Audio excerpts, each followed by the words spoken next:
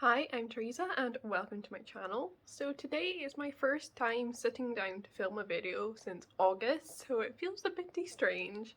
I cannot lie, I want to talk about that in this video, why I've not been uploading so much, what's been going on in my life, just a little bit of a life update, and then catch you up on some of my reading I've been doing in a recent reads episode rather than doing monthly wrap-ups to catch up, because right now I'm just not up to filming monthly wrap-ups and no one wants to see an August wrap-up, like it's past August now.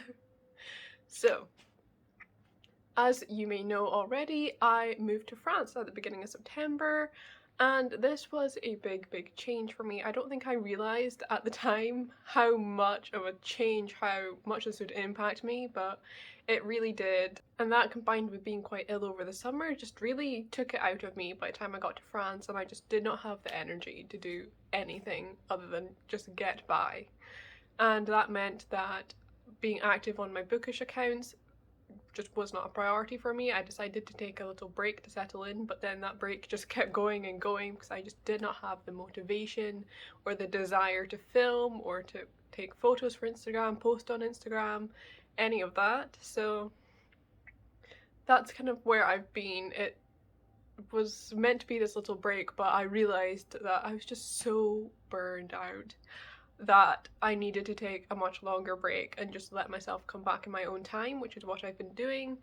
For me, it became almost a chore doing all my book socials, reading even, and I needed to get back to a place where I was loving what I was doing and loving reading again. So I even took a break from reading, which seems insane considering how much I've been reading, how much I've been enjoying it, but to be honest with you, I wasn't enjoying reading anymore. I was reading because I felt like I had to, because I have to make all these videos and posts and everything. I need to keep up to date with ARCs, but honestly, it just wasn't a priority for me anymore.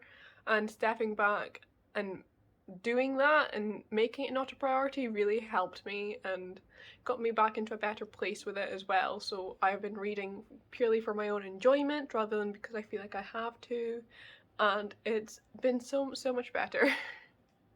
So yes, this is just to say I took a break. I needed a break. It became too much like a chore, and I was losing my love for reading, for being active in the bookish community, booktube, bookstagram, all of that. And this break has really helped me find my love for reading again, and I'm hoping for content creation as well. I will say I do not see myself uploading regularly to booktube in my kind of remaining month and a bit that I've got here in France. We shall see, but I really don't know. I don't have anything solidly planned, but the past couple of days I'd find myself wanting to sit down and talk and film this video and update you all, so that's what I'm doing. But we'll see if I want to continue uploading or not. But yeah, that's been my little life update. Otherwise, France is really great. I love my job at the school. I'm working as an English language assistant, which means I help out in English classes, so they can just be helping the teacher in younger classes, checking kids' grammar, giving them pronunciations for words, giving them vocabulary, but also more with the older kids, it's practicing speaking with them, having conversations with them, and it's really fun. I have been really enjoying it. I want to be a French and Spanish teacher when I finish university, so this is definitely like a little insight into a future career for me, and I'm really enjoying it. My health, let's just do a quick update on that as well. So much better. If you don't know, I lost a lot of weight very suddenly and couldn't put it back on, and I've always been very slim, so this was quite dramatic. It put me in quite a dangerous level, and right now I'm nearly back to what I was before my weight loss. I'm so close. I've been putting on weight really steadily, and I'm so proud of myself for that. It took quite a few months, and it was a really horrible, stressful experience trying to get medical help and everything, because I was just turned away, but finally I did, and then it was all taken out of my hands because I moved to France and I was no longer registered as a British patient. So it's been a lot, but I've managed to do it myself, just completely independently, and I'm really, really, really proud of myself for it. So yeah. And yeah, that's been my little life update. So that's how I've been doing. We'll see if I continue filming videos or not, I don't know, but I just wanted to let you all know that I'm okay. Just had a bit of a rough time of it when I first arrived in France with anxiety and depression, and it was not great, it wasn't a fun time. But now, let's talk about the books I have been reading. So I didn't bring any books with me to France, so I've been doing all my reading on my trusty Kindle, so I don't have any actual books to show you, so I'll be putting in images. Maybe I should scoot over. There we go. Yes, let's get started. So I'm going to go all the way from August to present, which is the beginning of November, and I'm probably going to go quite fast just because I don't really remember the books from August that well, because at the stage I was at with my illness and with being not in a great reading mood, I just wasn't really taking everything in and remembering it very well. So I don't have much memory of these books. So the first book I want to talk about is Beyond the Ruby Veil by Mara Fitzgerald. This is a sapphic fantasy novel. It's the first in, I believe, a duology, and it's really like dark. You follow a villainous main character. It's a lot of fun. I gave it 4 stars. It takes place in this world where everyone lives in this like little bubble and they don't know what's outside of this bubble. It's just their city and that's it. And there is this being called the water Crea who takes people's blood and turns it into water because it's the only form of getting water that they have. And everyone is expected, when they have some kind of omen appear on their skin, to go to the water Crea to have their blood turned to water and die, because the omen means that they will die soon. And our main character, Manuela, gets an omen when she's quite young but hides it, and she continues to live a normal, healthy life. And so on her wedding day to her best friend, both her and her best friend are gay. It's great. So it's just like a political marriage for power. We love to see it. She is found out for having this omen and has to go on the run with her fiance. And you just got like gay lesbian solidarity. You've got just a villainous main character not knowing she's a villain and watching her go down this path of doing bad things for the right reasons, or not knowing that she's being villainous, that she is not being a good person. She thinks she's doing everything for her people, and I just loved reading from her perspective. It was so much fun, and I really enjoyed this book. It's tiny, it's such a short, fast read. I really recommend it. Next up, I read The Hollow Heart by Marie Rakowski. This was an arc, and guys, I loved The Midnight Lie, the first book in this duology, when I read it earlier this year. It became a new favourite of mine. It was spectacular, and I'm pleased to say that The Hollow Heart does live up to its predecessor. I did prefer The Midnight Lie. I only gave The Hollow Heart 4 stars. I did have some issues with it, but overall I felt it was a very good, solid second book and a solid conclusion to the story. So The Midnight Lie takes place in this fantasy, this like low magic fantasy world, following a main character called Nirim, and she is one of the poorest in society, and in this society the poor really have no rights. They're not allowed to wear certain colours, they're not allowed to eat sweets. It's a very regimented society, and you can be imprisoned for just about anything. And so she finds herself in prison one day, and there she meets Sid. And Sid is a foreigner. She has come from another land, and on this island where Nirim lives, they don't even believe in other places. They only know of themselves. So meeting foreigners is a very, very strange concept, but Nirim and Sid meet each other. They begin this kind of camaraderie, and Sid says to Nirim that she can show her magic. She wants to explore the magic of this island, and so the two begin working together and falling in love, and it's wonderful. You have got Butch lesbian rep with Sid, and I loved seeing this continued into the sequel in this Hollow Heart, where we then get her point of view as well as Nirim's. You also get this exploration of like evil female characters, which, as we know from my previous book I read, I love to see. It was a lot of fun, and it's just a very solid sequel. I would say that some of the like pacing and plot just didn't quite vibe with me, and I felt like it lost some of the magic of the first book. Because what I loved about the first book was it was a fantasy romance. Like, the romance was such a core part of the book, but you didn't really get that with The Hollow Heart. But it was still an amazing sequel, and I still very, very much recommend the duology. Next up, I read Caraval by Stephanie Garber, and I gave this one, I think, 3 stars. It was enjoyable, but it's not one I see myself continuing with the series or anything like that. I felt it wrapped up quite well on its own, and I've got no real desire to see more of these characters or this world. This is one that's been on my TBR for years, so I was quite glad to have it off my TBR and finally read.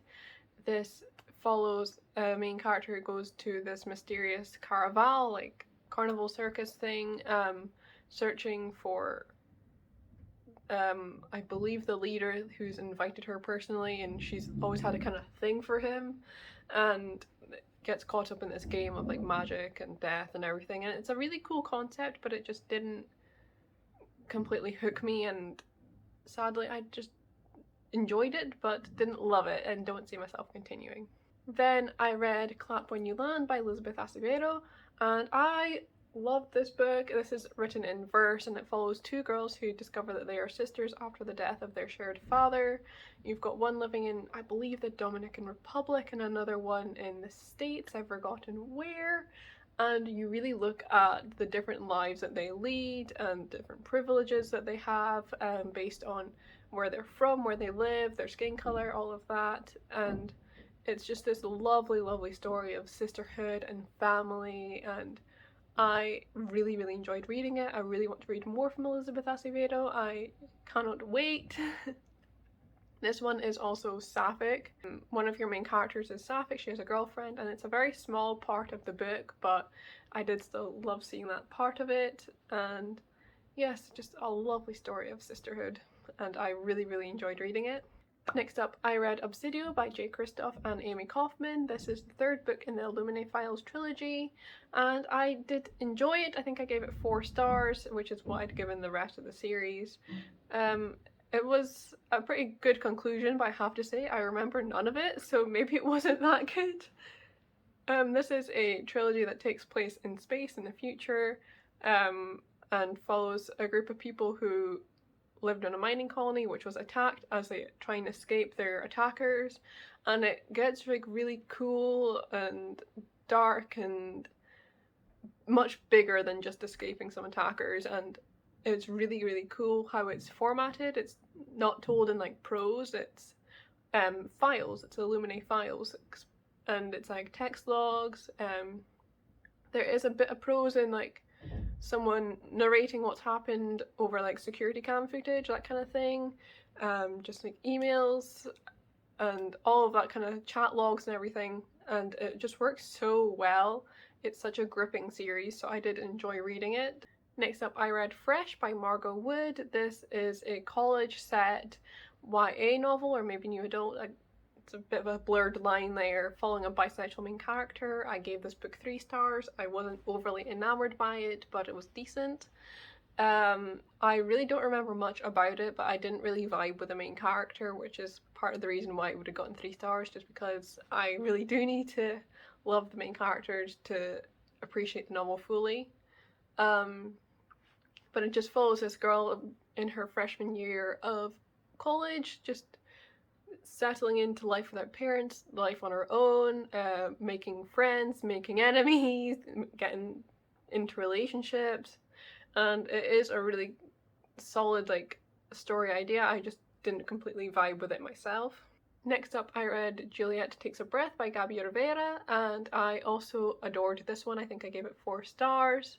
This follows Juliet, who takes up a summer internship with her favourite feminist writer, and she's just exposed to new ideas of feminism, but also she, as a Latina woman, begins to question this feminism of this white woman author, and how it fits with her being Latina and their very different experiences, and she begins to explore intersectional feminism, and I really, really enjoyed this book. It was very powerful, and it really just explored her finding what feminism means for her, and exploring intersectionality and what it means to be a young gay Latina woman, and I just really, really enjoyed reading it. This has got a lesbian main character and a sapphic romance as well, which is always a bonus for me.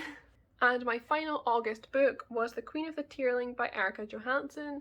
This is another one that had been on my shelf for years and I was glad to finally read it. I gave it, I think, 3 stars. I enjoyed it more than I thought I would. It's quite this like thick, dense looking fantasy novel, but it was enjoyable. I'm not going to continue the series just because I've not got that like itch to continue to know more. I was quite content with just this first book, but I did enjoy reading it. It's about a young queen who travels to the seat of her kingdom out of hiding to take up the mantle of queen, and it's just a very political based book, but also very journey based. I was expecting her to reach her castle a lot sooner than she did. There's like a lot of journey, and I'm not always the biggest fan of journey. I find it kind of boring. But oh well, I did enjoy it more than I thought I would, and yeah. And then in September when I arrived, I took a break from reading. I didn't read a single book. I had no motivation to read. I didn't want to read. So I just didn't, and I took a break and I watched a lot of TV instead. But then I actually finished off a book I've been reading since I think like June, which is Alana et l'enfant vampire by Cordelia, who is a French author, and this is a novel written in French. So this is a middle grade book. It's called Alana and the Vampire Kid in English. So this follows Alana, who belongs to this family of, they call them médiateurs, which is like, it's like these people who monitor the vampire situation and try and continue the peace between the clans and stop any of them from breaking any laws or anything.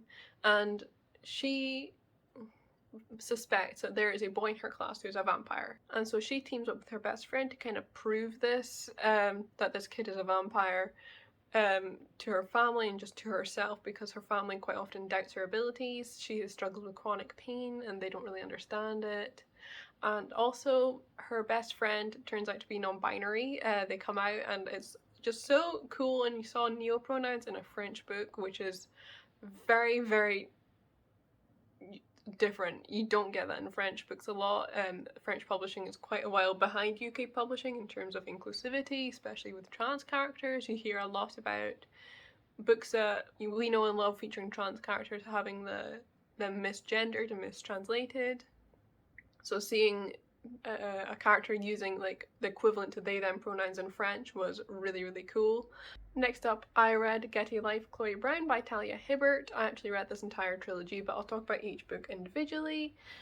I loved this book. This was like the first book I'd kind of read to fall back in love with reading, and it worked so well. I was so enamored by the story and these characters. I just adored Chloe and Red and their romance, and it was so, so fun. So the Brown Sisters trilogy is an adult romance trilogy following 3 sisters, 1 book to each sister as they fall in love, and they're all a bit wacky and a bit weird, and I love it, and it's just a really good, fun time. They're so charming, so fun. So Chloe Brown is a web designer. She's quite awkward. She's not got much of a social life. She really kind of hid herself away after some more stressful situations, and she falls in love with her building superintendent Red, who is this like really cool guy, and they just have such a fun romance, and Chloe struggles with chronic pain, and Red is just so lovely and supportive with her chronic pain and understanding of it, and I just loved how her pain was handled in this book and how the author explored it. I just thought it was so well done. I loved this book. So then, of course, I next picked up Take a Hint, Dani Brown, the sequel, following Chloe's sister Dani, and this was the one in the series that I expected to like the most because Dani is bisexual, and I'd heard so many amazing things about this book and the series in general, but particularly this book. And I have to say it might actually be my least favourite of the 3. I still very much enjoyed it. I gave all of these books 4 stars, but I don't know, it just didn't amaze me in the way I expected it would, but it was still a very, very fun time. So we follow Dani, who is doing maybe her PhD, and one day there's a fire alarm and she gets stuck in the elevator, and her kind of sort of friend, but not really, Zaf, notices she's gone. He's the building security. He goes back in to find her, and he walks out carrying her out bridal style, and people take pictures, and suddenly they've blown up. They've started trending on Twitter and everything, as this lovely couple, and so they're like, okay, interesting, we kind of both have feelings for each other, we kind of think each other's both attractive, and then, but we're not going to do anything about it. But then this starts really helping out Zaf's charity, and he's getting donations, he's getting so much interest in it, so they begin to fake date to kind of keep this up. And I just loved their relationship as well. Talia Hibbert's books, at least this series, I've not read any others yet, but it's so just charming and joyful, and I really enjoyed reading them. I loved their relationships, the characters are so fun and quirky and unique, and I just adored it. Next up, I took a bit of a break from the Brown sisters and I picked up A Diary of Blood by S.T. Gibson. This is this gorgeous lyrical reimagining of Dracula's brides. It's queer, it's poly, it's so much fun. We follow this woman, Constanta, who is turned into a vampire by our Dracula figure. He doesn't have a name in this book. She decided to take his name from him, as he took the names from his brides and gave them new names. So it's told in this like letter she's writing to him after his death, after she has killed him, and it is just so gorgeously written. I was just in awe reading it. I absolutely adored it.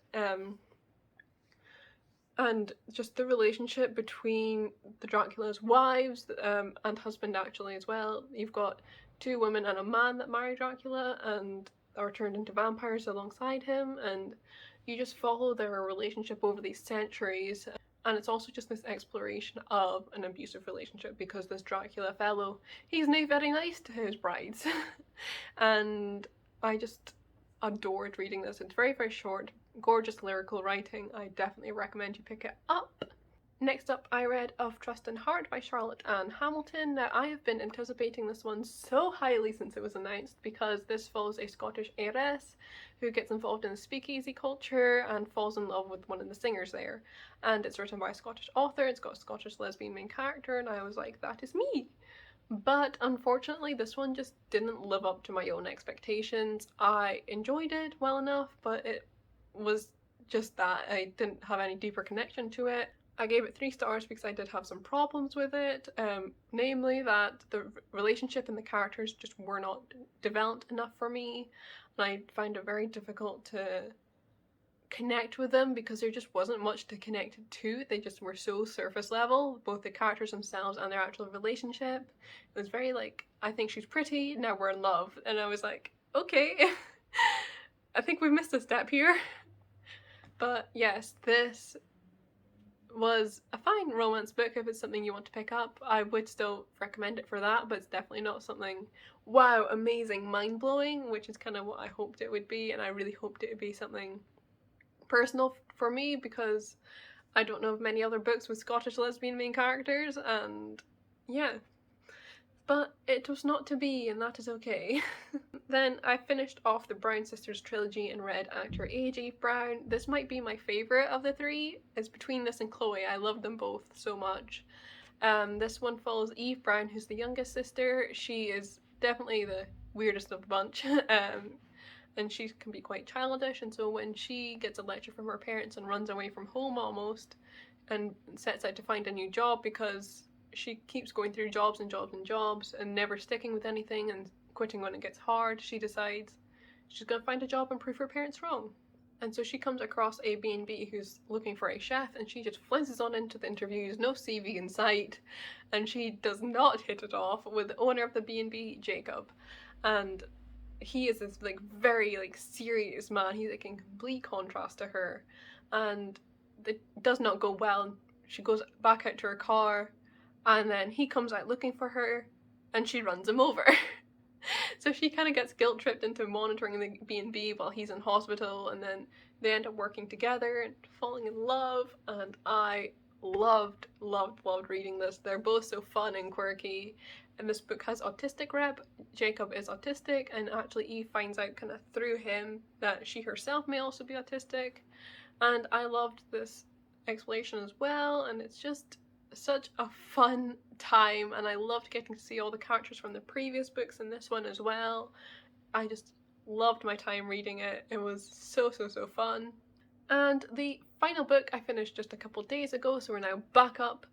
caught up, and that is The Grimrose Girls by Laura Paul. So I received an ARC of this one, and I was so excited to read it because it sounds like amazing. So this takes place in this elite boarding school in a castle in Switzerland, and you follow 4 reimagined fairy tale heroines who have to kind of fight against their own fate. And to me, it just sounded amazing. It's queer as well. You have sapphic rep, lesbian and bi, and aspec rep. You've got side trans characters as well. I just was so hyped to read this, and it definitely lived up to my hype. I really thoroughly enjoyed reading this. So you follow these 4 reimagined fairy tale heroines. 3 of them are best friends, and their 4th friend has just died very tragically under mysterious circumstances. And so when our 4th main character arrives at the school and begins her time there, she begins working with the 3 to uncover the mystery of this character's death. And they find out that this character that died, Ari, she had been looking into some of the deaths in the school previously and discover that there's this link between the old like Grimm brothers fairy tales, the old kind of like darker, more gruesome ones, and the deaths that are happening at the school, and they begin to piece it all together, and it's just so good. I loved it. You full of, as I said, 4 main characters, but they all have such like distinct voices, and I just thoroughly enjoyed reading from all of them, and I cannot wait to read the sequel. I did think it was a standalone, so I was a bit disappointed that I didn't get it all wrapped up, but I think the way it was paced worked perfectly for it to be a duology, and I think that the sequel is going to be spectacular. I'm so excited to see where the story goes and how these characters continue to develop. It was just a grand old time. And yes, that is me caught up. That is all the books that I have read since August. So not as much as I had been reading previously in the year, but definitely I feel myself getting back into my stride reading wise and enjoying it again, which is what counts. It's what's most important. I do have quite a few arcs that I have put aside just because I wasn't in the mood to read them, and that's okay. I'm trying to kind of be better at thinking it's okay to not read things before deadlines, because it was just sucking the joy out of reading for me. But yeah, that has been my wrap up. Well, not wrap up, I'm calling it recent reads. It's a new thing I'm starting on my channel, since I don't think I'm gonna be able to keep up with monthly wrap ups in the future. I don't really know what I'm doing, but I don't think I'll be uploading regularly enough for wrap ups, but I don't know, we'll see. I've got no idea what's happening. And yeah, so thank you very much for watching. I'm sorry this has been quite a long video. I've talked a lot, but I hope you've enjoyed catching up with me. I've enjoyed filming again, I really have, and I'm so glad that I've enjoyed it, because I was worried that I'd lost the love for it and I would never enjoy it again, so I'm very happy. As always, you'll find links to all of these books down on Goodreads in the description below, as well as my reviews where I have them. And yes, thank you very much for watching. I hope you've enjoyed, and I'll see you in another video soon.